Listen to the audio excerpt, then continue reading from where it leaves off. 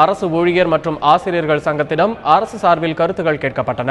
ஓய்வு பெற்ற IAS அதிகாரி சாந்தஷீலா நாயர் தலைமையில் அமைக்கப்பட்டுள்ள கருத்து கேட்பு குழு சென்னை தலைமைச் செயலகத்தில் இன்று பல்வேறு அரசு ஊழியர் மற்றும் ஆசிரியர் சங்கங்களை அழைத்து கருத்துக்களை கேட்டறிந்தது.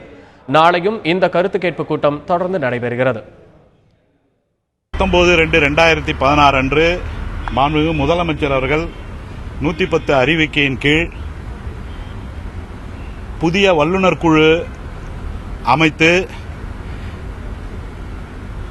பழைய ஓய்வூதிய திட்டத்தை தொடர்வதற்கான வாய்ப்புகளை அளித்தார். அதன் அடிப்படையில் வல்லுநர் குழு திருத்தி அமைக்கப்பட்டு மீண்டும் அந்த வல்லுநர் குழு எல்லா சங்கங்களையும் முதலில் தமிழ்நாடு தலைமை செயலக சங்கத்தினை அழைத்து புதிய பங்களிப்பு ஓய்வூதிய திட்டத்திற்கும் பழைய ஓய்வூதிய திட்டத்திற்குமான விரிவான ஒரு விளக்கங்களை எங்களிடம் கேட்டறிந்தார்கள்.